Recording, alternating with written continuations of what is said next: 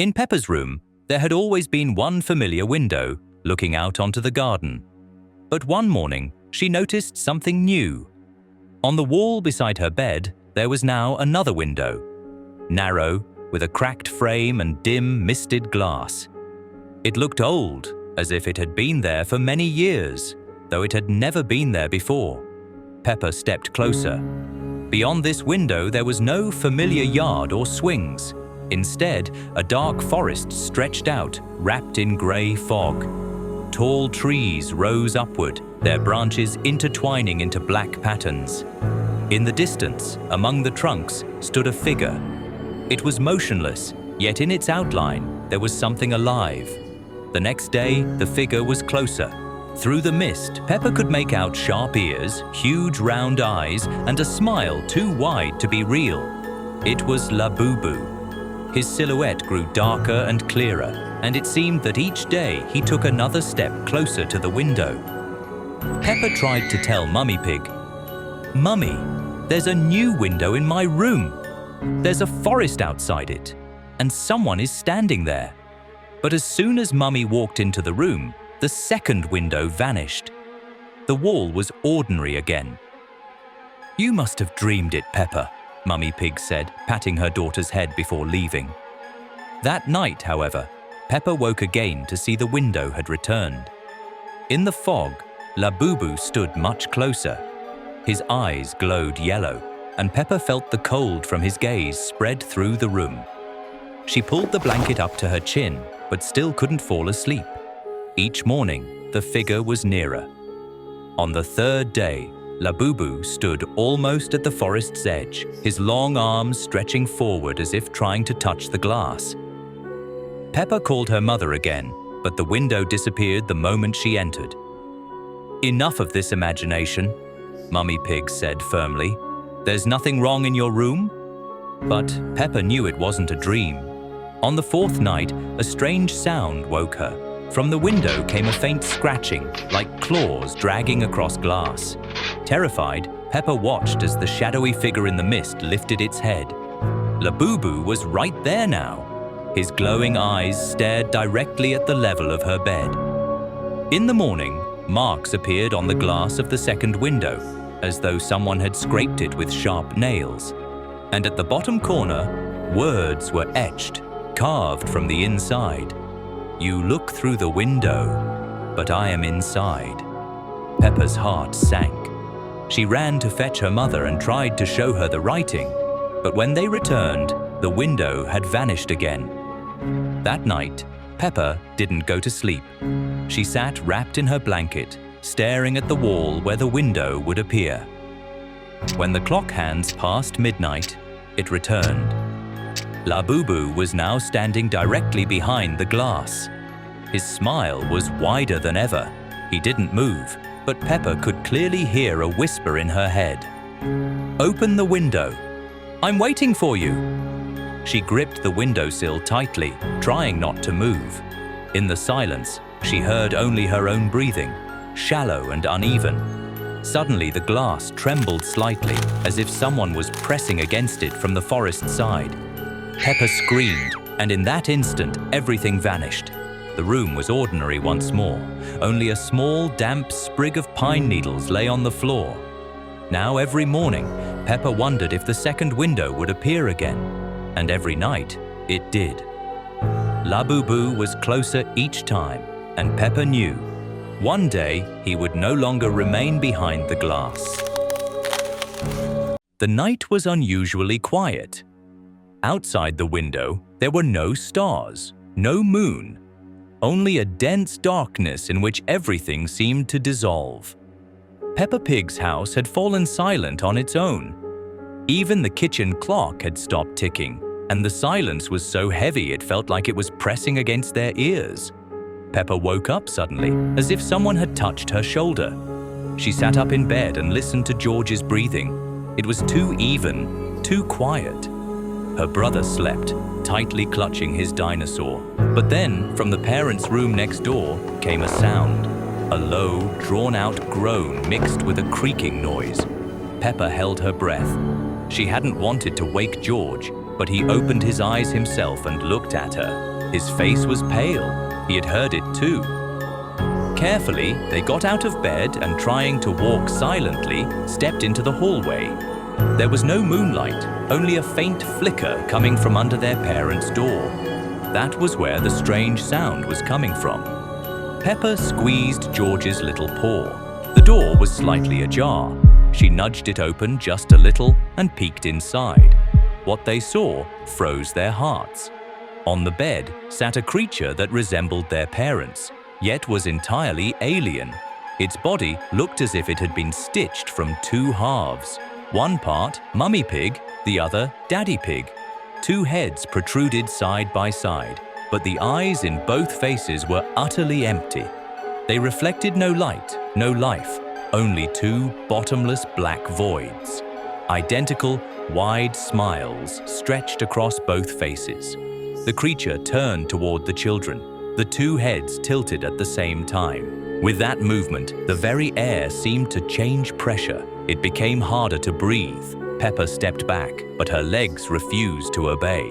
George clutched her paw tightly, but he too seemed rooted to the floor. The creature stretched its arms toward them. The fingers were too long, the joints bent at unnatural angles. The room reeked of dampness and rot.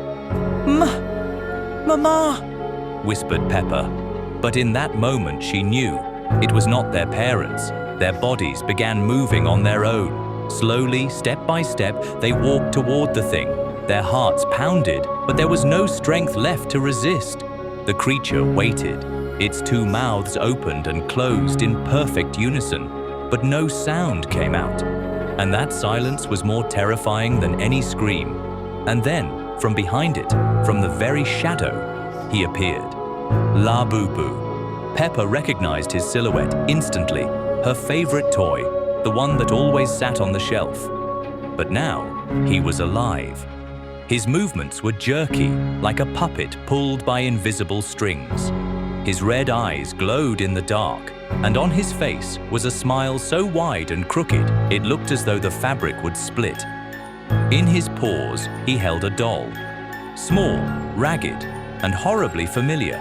A copy of Peppa herself. Even the dress was the same pink, only stained with dark blotches. Slowly, Labubu began to pull at the doll's head. The fabric stretched, and a sickening tearing sound filled the air. The two-headed creature immediately froze, as if awaiting orders. Its empty eyes were fixed on Labubu. It wasn't the master, it was the servant. "No," whispered Peppa, but her voice was too weak. George flinched, his small eyes widening. On the floor beside him lay another doll, an exact copy of George. It had appeared out of nowhere, and its lifeless eyes stared directly at the children. Labubu lifted his gaze. His red eyes met Peppa's. In that instant, she felt the world itself shift. The walls of her parents' bedroom quivered, the ceiling stretched higher, and the door behind her slammed shut on its own. There was no way out. The creature took a step forward, its two heads grinning in the same unnatural smile. But it wasn't moving toward the children. It was moving in rhythm with Labubu. Every tilt of his head, every twitch of his paw was mirrored by the monster. It was the puppet, and Labubu was the puppeteer. Peppa and George screamed, but their voices vanished, swallowed by the air itself. Labubu only smiled wider. He lifted both dolls, the Peppa doll and the George doll, and pressed them together. At that moment, the children felt their own bodies being dragged forward, pulled into the darkness toward the creature. The darkness closed in around them. Peppa had just enough time to see Labubu's red eyes blazing brighter than ever. And then the world was gone. The last thing that remained in her memory was his smile, and the realization that now they themselves had become part of Labubu's collection. It had been drizzling all day. At first it was quiet, barely noticeable, but by evening the rain grew heavy and relentless. Drops drummed on the roof. The windows trembled with a fine shiver. The sky was fully overcast, and the forest beyond the house seemed like an endless wall of darkness. The wind wandered through the branches, and from time to time came a creak, as if something enormous was moving through the thicket. Peppa and George sat in the living room. They tried to play with building blocks, but the tower collapsed again and again, sometimes from their clumsiness, sometimes from the pounding rain that shook the whole house. Their parents were gone. Mummy and Daddy Pig had gone to town and left dinner for the children. The house seemed cozy, but the longer the rain lasted, the more it felt as though something alien was hiding outside the windows. When the first howl came, George flinched and dropped a block. It was a long, drawn-out sound, unlike anything they had ever heard. Not wind, not an animal, something else entirely. It slid under the skin and echoed in the bones. Peppa stood up and walked to the window. Beyond the glass, she saw two enormous red lights. They glowed motionless, but so brightly that their cold radiance pierced through the rain. Peppa realized they were eyes staring straight at their house.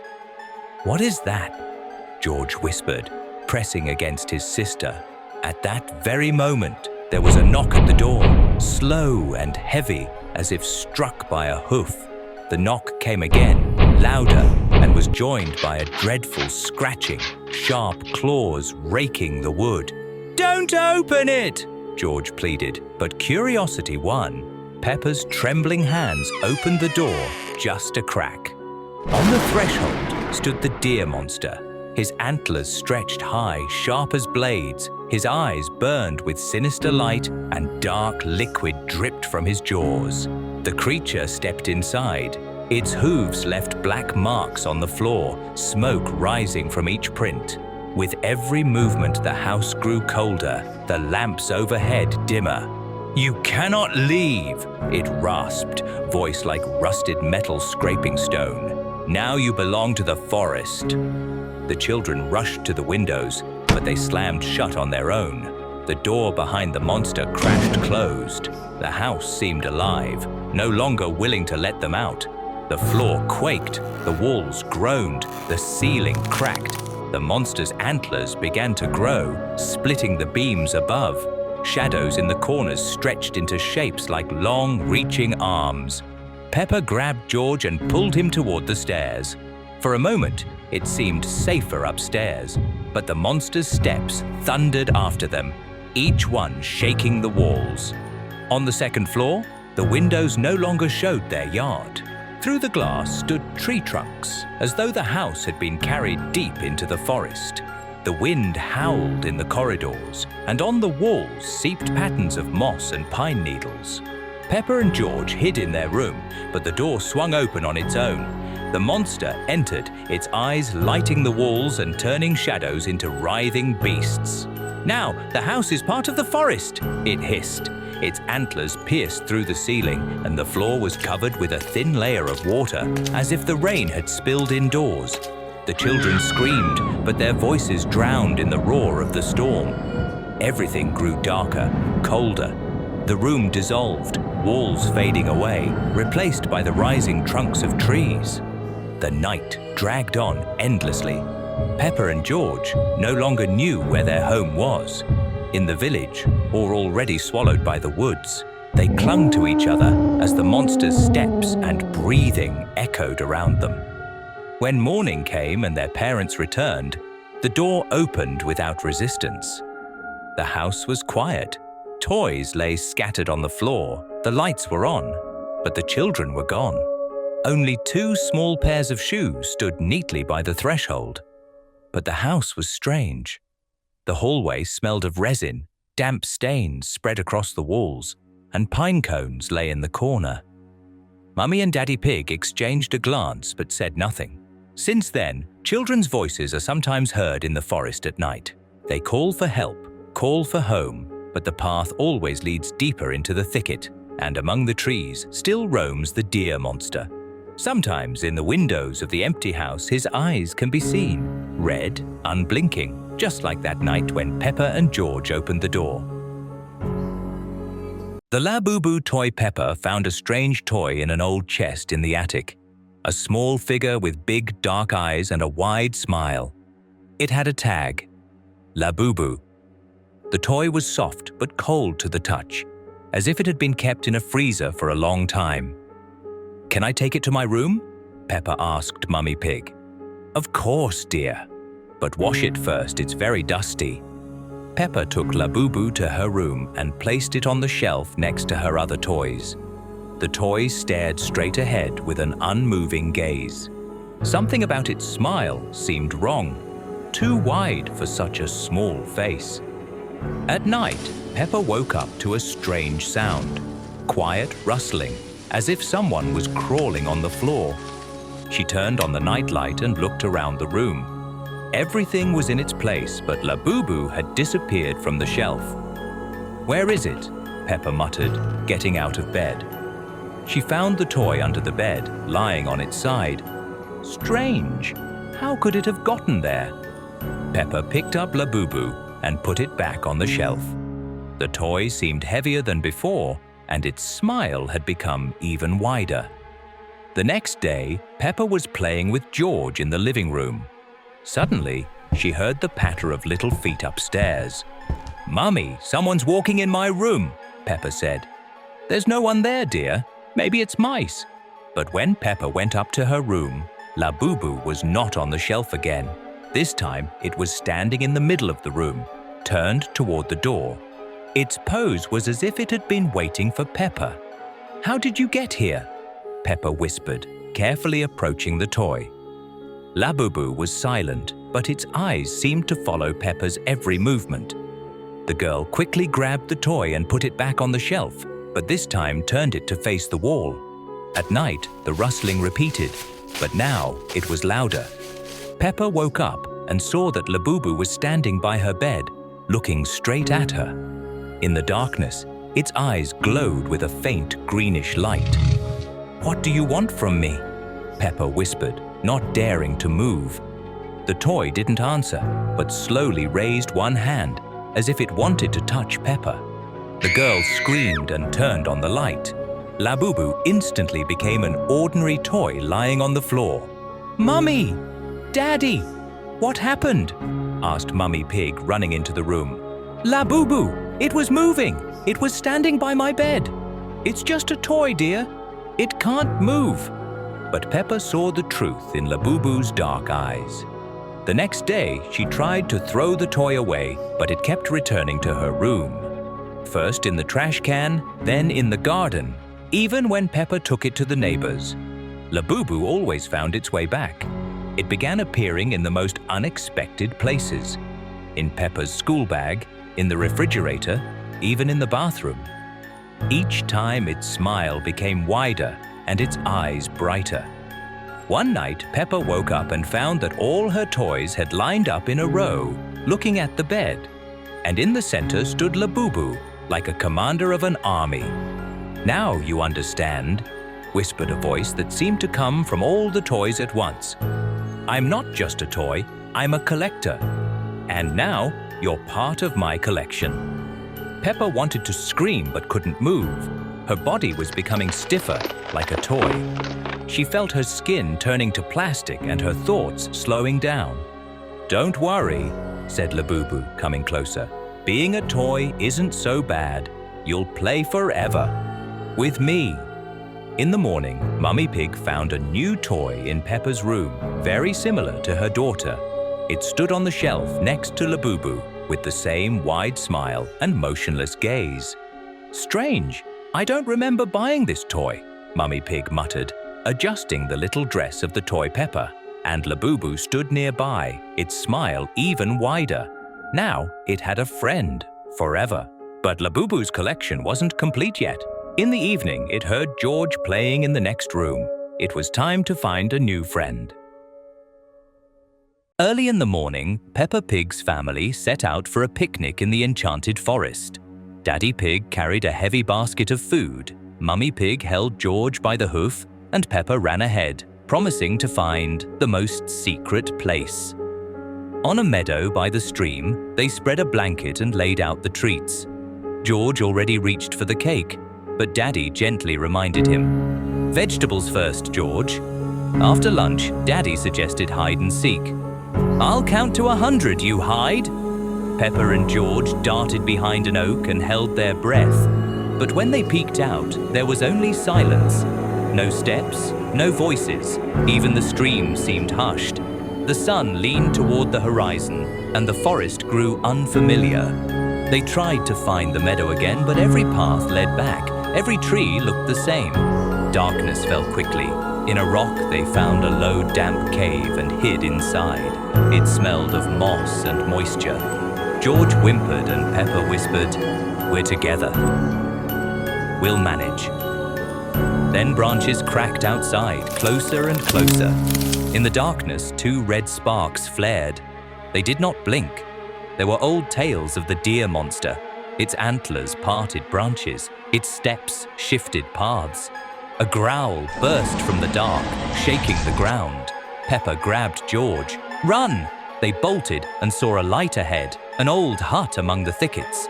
They rushed inside and slammed the crooked door. The air was heavy, the walls rotten. In the corner lay a chest, a rusty shovel and axe. Outside, something circled the hut and pressed against the threshold. Then the walls shook, struck by huge antlers. "Make noise!" whispered Peppa, and they banged on the pot and the chest lid. A guttural roar answered, and the door cracked. Moonlight fell through a hole in the roof. The children pushed the chest, climbed up, and scrambled onto the roof. Below, antlers scraped the walls. A thick branch of an old tree stretched nearby. "Jump!" cried Peppa. They clasped hands and leapt. The hut collapsed behind them, but the red eyes glowed again in the mist. On the branch they froze. The forest seemed to breathe. Far away flickered a warm light like the glow of their home. "Home!" George said with relief. They climbed down and ran. The wind carried scents of apples and wet bark, but suddenly from both sides came, "Peppa!" "George!" The voices were familiar, yet echoed with a delay. The light drew near, then slipped away. At last, they saw their house. The door opened. On the porch stood Mummy Pig. "Where have you been?" We were worried. Beside her was Daddy with a checkered blanket. In the kitchen it smelled of pie. The kettle whistled. "Vegetables first," Daddy said, and George nodded. They embraced, but Peppa noticed strange details. Mummy wore a different apron. The clock ticked oddly. Dry needles stuck from the rug. "We got lost," Peppa whispered. "Now you're home," Mummy replied, and the phrase seemed to echo faintly. That night, Peppa woke. Outside the window wasn't the yard, but forest. The moon hung between branches. On the glass lay a thin shadow shaped like antlers. "He found us?" George muttered in his sleep. In the morning, all looked normal. Daddy read the paper, Mummy set the plates. But the door opened not to the path, but to a narrow trail among spruces. On the windowsill lay 2 pine cones. In the hall remained wet prints shaped like branches. "Did we come back?" George asked. "Of course," Mummy smiled. Her smile was warm, but her lips seemed to repeat the motion again, like a reflection in water. By day, they tried to walk into the yard, but after a few steps, the path curved and brought them back to the porch. "It happens," said Mummy. The word echoed faintly. In the evening, Peppa saw a note on the fridge. "Vegetables first." Beneath it stretched a scratch, splitting at the end like antlers. At night, the house creaked like wood, smelling of resin. From deep inside came slow, endless counting. In the morning, Mummy said, "Today we'll stay home. The forest is tired." Daddy nodded. The mat by the door grew damp. Beneath it, roots were pushing through. "Home is good," said Peppa. George smiled. In the glass, their reflections doubled, as if 2 more stood beside them. Then the shadow blurred, and antlers lay across the pane. Since then, at night, the house smelled of forest. Sometimes trees stood outside the window. Sometimes the yard returned. No one spoke of the cave or the red eyes. But each time Daddy said, "Vegetables first." A very close voice repeated the same words, with a delay. The deer monster no longer chased them through the thicket. He was already inside. A gift for George. George really wanted a new toy. His favorite dinosaur had broken, and the boy was sad all day long. Mummy Pig decided to cheer up her son and took him to a new toy store on the outskirts of town. The store was strange. Dim lighting, creaky shelves, and the shopkeeper, an elderly pig with cloudy eyes, spoke very quietly, almost in a whisper. "Choose any toy, dear," said Mummy Pig. George wandered between the shelves, looking at bright toys, but his gaze was drawn to one special figure in the far corner, a small creature with big dark eyes and a wide smile. The tag read Labubu. "I want this one," said George, pointing at the toy. The shopkeeper looked strangely at the boy, then at Mummy Pig. "Are you sure? This toy is special. It requires special care." "What do you mean?" asked Mummy Pig. "Nothing special, just be attentive to the child's behavior." Mummy Pig shrugged and bought Labubu. George was delighted.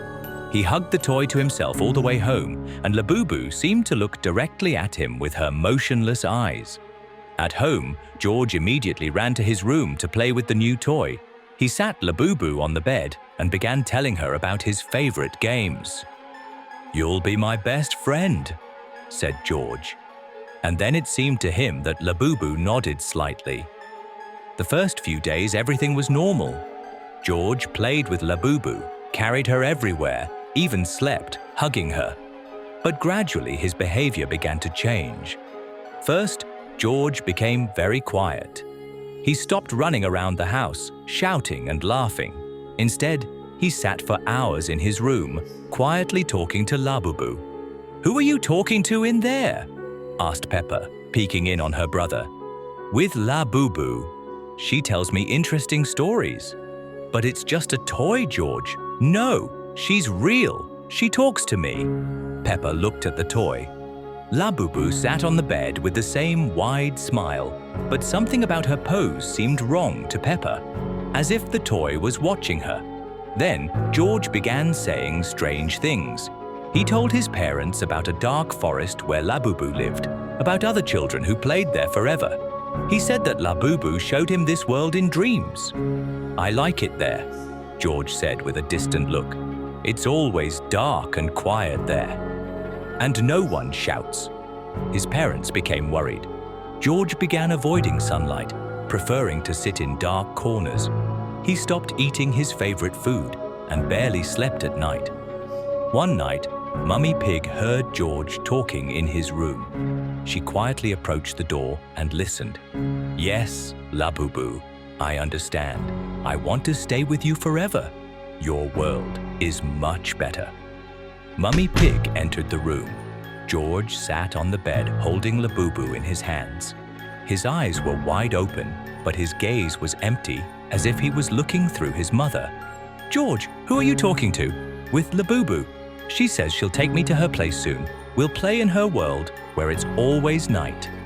Mummy Pig felt a chill. She took Labubu from her son's hands.